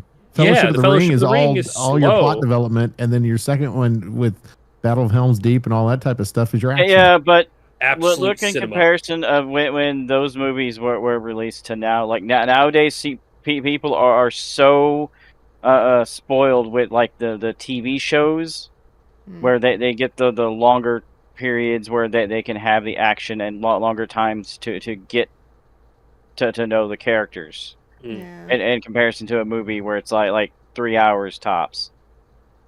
Well, and if you get 3 hours, then they expect it to be like Marvel Cinematic Universe, or else it's too long. Yeah. Yeah, You know? yeah. But that's just me throwing out some angries. I watched it recently, and I was like, oh, I'm so angry at these motherfuckers. Still hate everybody for not for them not getting a second movie. Anyway, Well, do we want to talk about what we played, or tell we're at an hour and a half? No, yeah, we can. I just needed to vent that out vent. there. That's fine, because there's definitely one game that I need to talk about. Talk about it. Do it. Tell us Two of about it, them. chicken. Okay, last week, we got invited to, or I got invited to a game that we saw at the Summer Games Fest called Killer Inn. It was, I got you in afterwards. I was like, man, I need Griff to try this thing. I need somebody to try this thing with me. Witness it. And it's the 24-player deduction game. So there are 16 lambs, 8 wolves, so 2-to-1 ratio, and it plays like Among Us and PTT and several of our other deduction game style, but right now it's kind But of with brawly. less deduction. Yeah, it's more brawl, Yeah. less like you don't have a meeting between rounds or found a body alert, let's have a meeting. You don't really discuss like that. If you find, like, if there's a dead body in front of you, you can lean down and inspect it, and it will like reveal a clue theoretically, because some of the wolves can erase. It'll always everything, reveal but- a clue. No, it'll always reveal at Oh, I least thought one that, clue. Okay, I thought one of them could get rid of everything. No, you never get rid of everything. You can always. There's always going to be one clue on a body, which the clue will either be a hair color, a clothing color, or a third, which is a very special. Because if you find a fingerprint or blood sample on it, and you go and review it at the upgrade benches, it will tell you who it is. Yeah. Then they are posted up across. Everybody knows, so then they know who a wolf is. Yeah, it's posted on the top corner of your screen so that you know who it is. Yeah, you know who like it somebody's been sussed out. So it does cut deduction- down on the need for the meeting by doing things like that instead. Yeah, like the game has something there because like there are 7 little safe areas which are really not safe at all. But they have vendors there. You go to it, you grab a quest, you basically follow a little marker, get your token, run back, do it again, and earn gold and earn keys, and then you can open up chests, which will give you guns, armor, kind of different things to upgrade your character to get ready for the next phase of the game.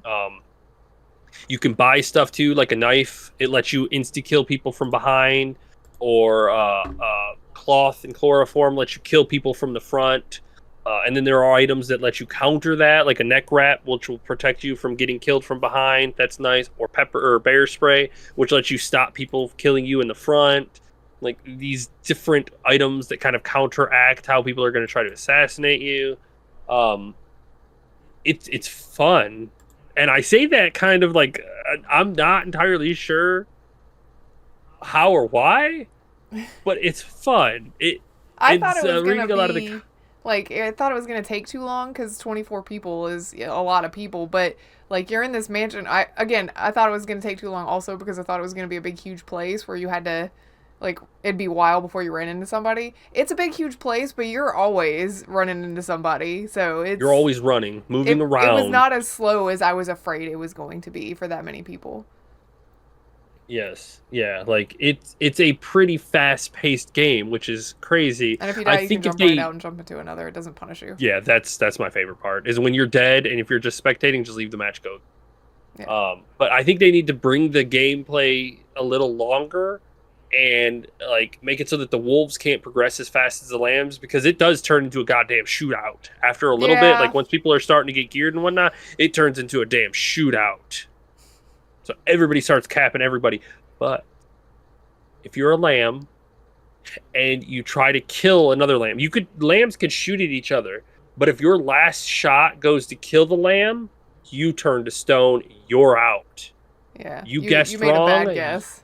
You made a bad guess and you're out. So it does punish then the people wolf for can kill just you. trying to kill their own, essentially. Yep, you have to be very careful, which is why it makes it so that if you're a lamb, you want to find out who the wolves are before you start just blasting, which I like. Like again, that's good balance. The lambs have to figure out who they are before they can just start blasting. But the problem is if a wolf just starts shooting at lambs and they kill them, then it like there has to be a way so that you could kind of ping somebody. That dude just killed a lamb. He did not turn to stone. That dude is a wolf. Okay, that dude is a wolf. He killed somebody and did not turn to stone. But there's no way to do that without finding evidence to mark. Yeah. So they definitely like I'm glad they're running beta tests and things like that so that they can kind of streamline it because there's definitely some balance things that need to happen and some quality of life stuff that I would be fearful because it's 24 people that trying to get 24 like once the game actually released you'll get how a long group do of you people to come in. continuously get lobbies of 24? Yeah. Yeah.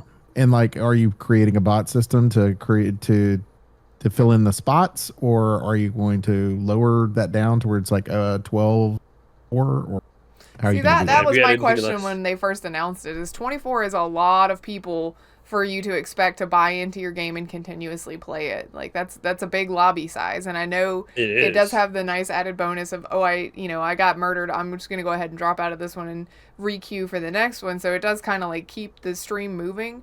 But for how which is long do you nice. have massive lobbies? Because that 24 people at a time, that's a lot. It is. It is a lot. It is very interesting to see how this one's going to go. I've been watching for the next playtest weekend because a lot of people are like, this. A lot of people feel the same way I do. It's like, this is a lot of fun and this has something there and I want to see more. But it needs some work. It's a Square Enix game, by the way, and a completely self-built engine, too. This is their engine that they built specifically for this game, too. So it almost feels like it's a test demo for their engine that they've built. It might be. So they were just like, oh, this is something that they've made with the new engine that we've got. Okay, it looks like it's an actual game. Let's see how this goes and how it plays out. So I'm watching, and a lot of people feel the same way too. The gameplay is a little fast. The deductions don't matter as much. So yeah, like by default, the voice chat and everything is already turned off. Yes, so which I is feel like very that nice. kind of leads into how little it is important, like how not important it is to talk to the other people. Like you can, but you don't have to. They've made it so that it's less about that.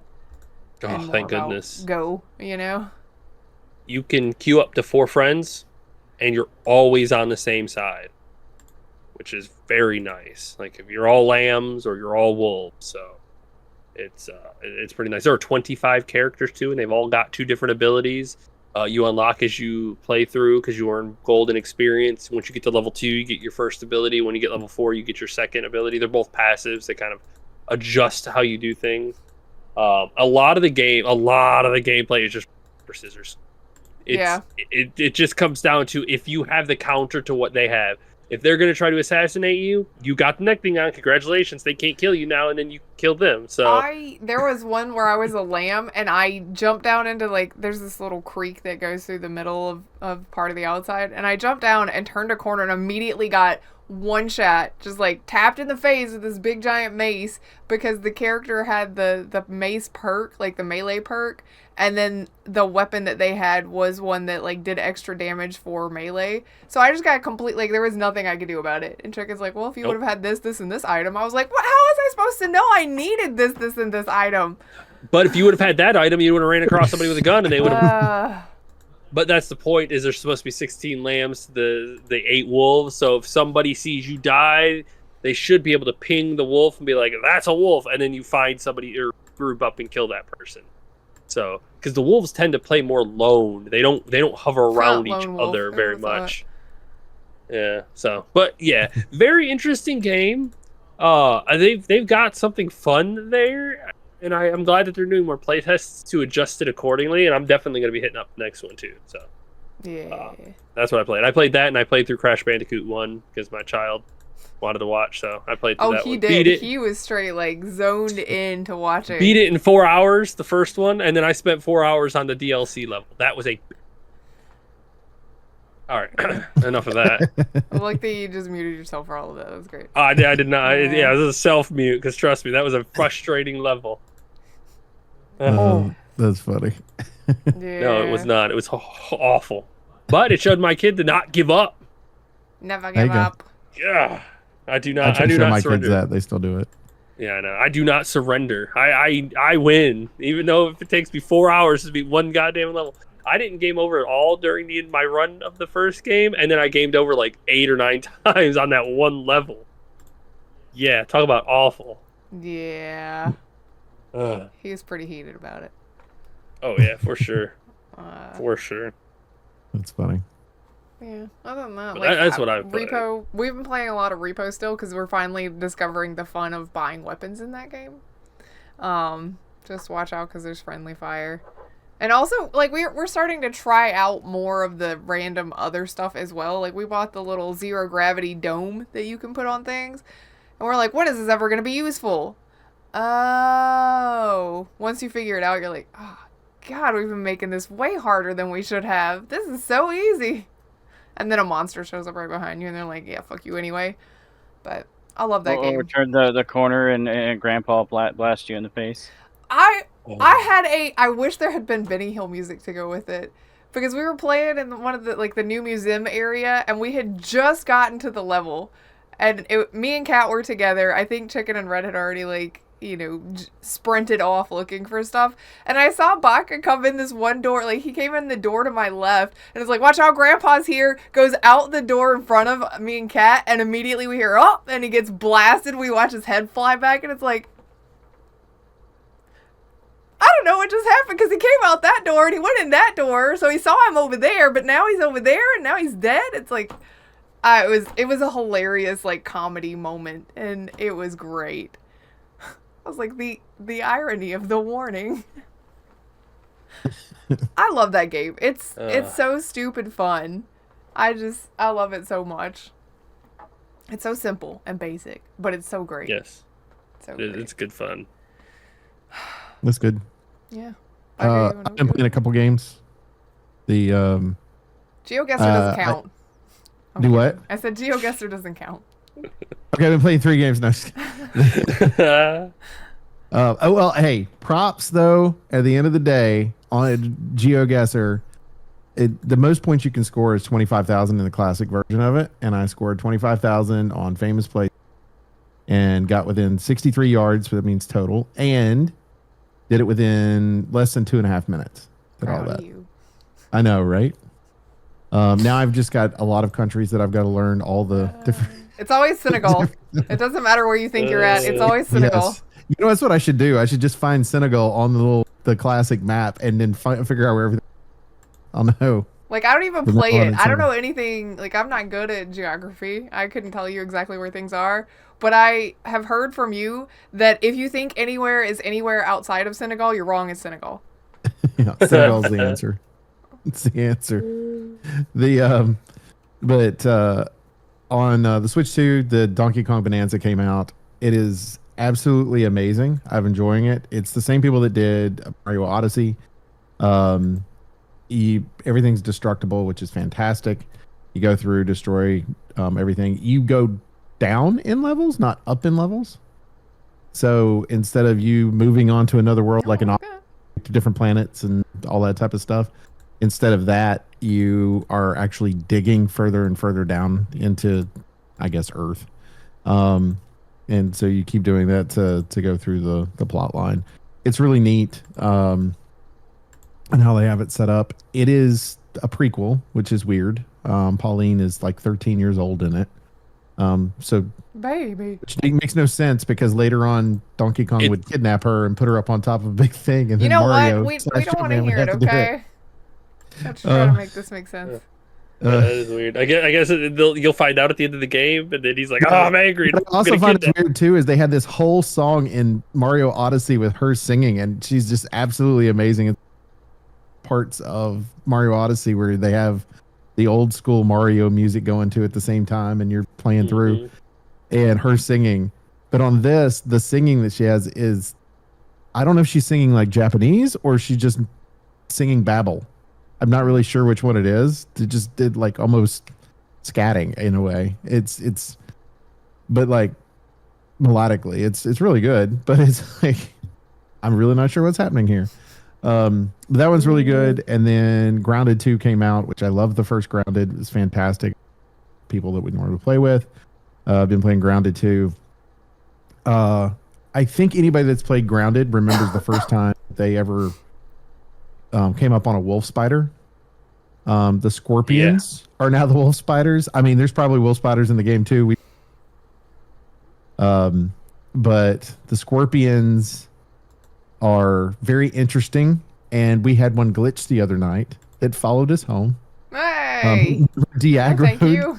He wasn't. Here's the thing: he wasn't even aggroed because his eyes turned purple instead of red, and it's like he wasn't even aggroed really on us. He just, we'd go back to the house, and he would just wander back into her thing, and then when he saw us, he'd look, I'm aggroed on you now, and he just kept following, and I was like, okay, I'm gonna go into the base.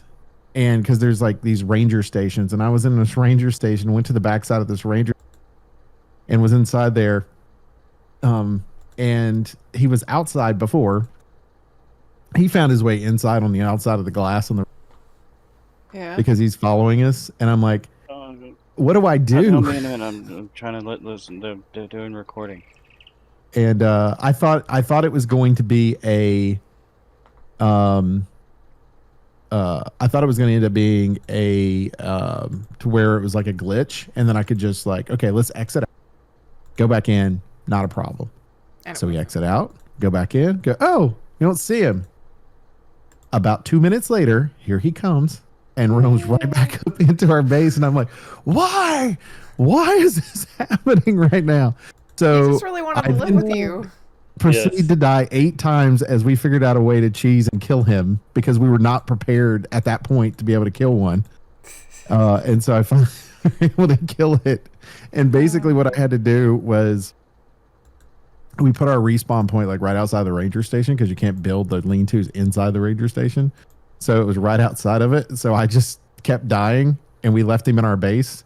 And I just kept dying and respawning right next to him and hitting him until he killed me, and then respawn again while old man sat on top of a rock and just distracted him the whole time. But he couldn't get to old man, so it was one of those where I just kept dying. So we went through the things you have to do. And then there was a point where we were walking through, and I'd seen in the trailer that there was new bugs, right? Yeah. I mean, we knew that there were scorpions, know that there's praying mantis, there's all different types of stuff. So I'm walking through with No Pants, and No Pants goes, "What's that?" And I was like, "What?" And he goes, up on that grass, it moved." And I was like, "What do you mean the grass moved?" And about that time he peeps and it pops up praying mantis. And oh, like, lovely. "Oh, no." Like, where? And he was over there. And I was like, "Can you give me a direction? Over there is not a direction." God, I love it when my friends say over there Cat to something. is the worst one we at have it, a okay? ping system. Let's use it. Can we use this? This would be great. So, which I don't like their ping system anyway, because you have to peep to ping, but whatever. But he was like, "It's over there." I was like, "Okay." Well, I remembered it was over there, but then I forgot that it was over there because we were coming back from an area, and as we're coming back to the area, we went too close, and all I heard was, "Whoa!" And from behind me, you could feel this sweeping wind come from behind, and then boop, I'm laying down on the ground. I have no idea where it came from, nothing. And I was, and you just heard No Pants goes, "There he is." There he is. Found I him. was like, okay, praying mantis, got it. Oh my god, Oh my it was God. so funny, but at the same time, I was like, you got to be kidding me. But we've been having fun in the game. It's very interesting. You could kind of free explore the backyard of the original. If you haven't played the original, I highly recommend. It's a great survival game. Yeah. With a really good plot line. So you can freely explore it. What they've done really well with this one is they've made it to where you kind of have to unlock each one of the areas so you don't overstep an area and get to it too quickly. And they've built upon the original game really well. So like in the first one, remember you unlock an axe, then you unlock a different variety of an axe, and then another variety of an axe. You still have that, but you have what they call an omni tool, which is your axe, your shovel, and your hammer and the wrench all in one. So you just upgrade the individual parts of that as you go through the game. So it doesn't take up more than one. Actually, it's not even in your inventory. You can't even see it. You can't So see you it. just It's walk not real. It's not Yeah, real. that's It's convenient. funny because you'll go up on a blade of grass to cut it down, and you hold down E, and you hear this like mechanical sounds like somebody with a butterfly knife going ching ching ching ching ching, like, pulling it Oh out. my God. And I was like, okay, that's pretty cool. So they've done a good job of like kind of creating ways for you to further the game and make it a little bit more complex as you go. But the kids are 2 years older than they were in the original, Makes sense. and they've already been through that adventure. So why in the world would you not try to make them more advanced? And so that's what they're doing. Yeah, that And makes sense. it's more of a game than we thought it was going to be in early access. If you remember when early access happened there was no plot. Yeah, It was yeah, basically you were just Yeah, it was shrunk just down and just hollow. go, right?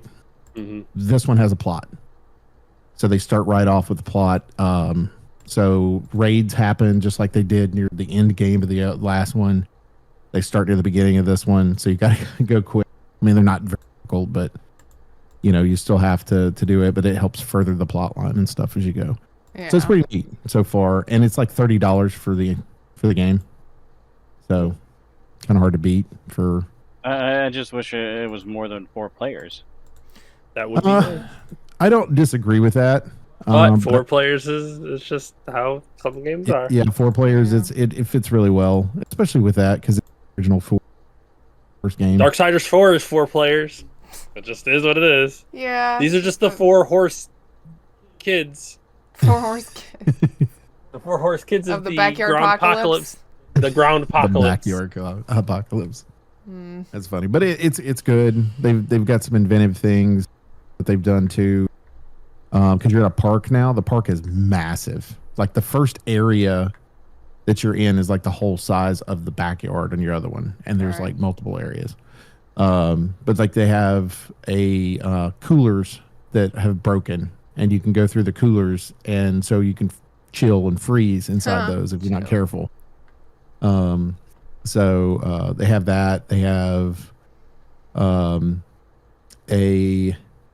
of course the buggies, which I love the buggy system because the first time you unlock one of the ant buggies, the first one you do. All right. First time you get the ant buggy and you get on it and you start riding, it's so fast. And you're like, where's this been my whole life? But you can also cut down the blades of grass. You can carry up to 12 blades of grass or 12 twigs, which is nice. And it carries it for you. So it just kind of has this little arm that comes over to the side and it's like, boop, and you go to where you need to go, which is pretty awesome. So right now, highly recommend. Of course, early access to go. I'm very interested to see how far they are out from actually completing the game, though. You better finish it fast or they'll fucking get closed down like the rest of Microsoft's Oh people. God. You always gotta watch out, right? Obsidian has an issue right now. Yeah. Definitely not. Baka, did you have anything you wanted to I talk was about? gonna say, Baka, what have you been playing? I think he's over there for me. Yes, The yes. Rogue Yeah. City, the RoboCop game. Now that Yeah, you've I got saw it you working, playing you can that the other actually day. play it. I actually finished beating it earlier. Oh, nice. Hell yeah. Yeah. It was a good one. I liked it. It feels very much like RoboCop. It takes place between the second and third movie. Is it as Kinda feels violent as people say it is? considering the heads I blasted off or the hands that I blasted off. Yeah, Okay. Uh, I mean Definitely. it's that old school ultra violence. I mean, Hell yeah. Don't worry, that one will get closed off next or taken away. well, it's hiding on my Steam. So It's hidden on my Steam. They can't tell. They can't take it away from me if they don't know I have it.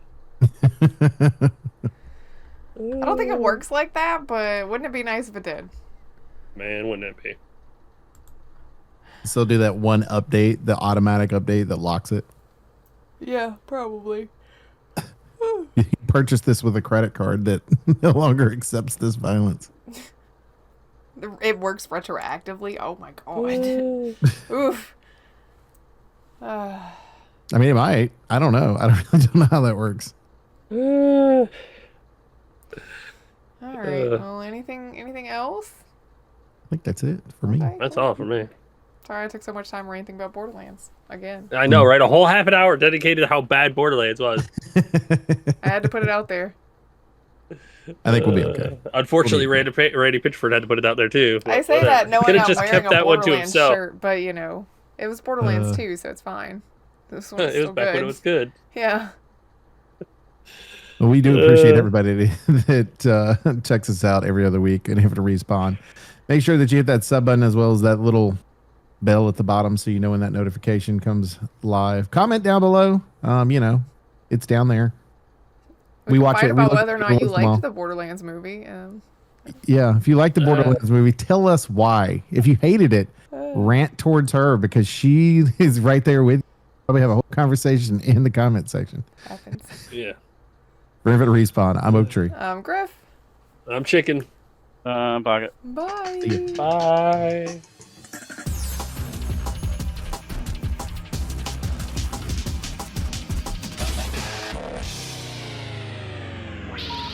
Please hang up and try again.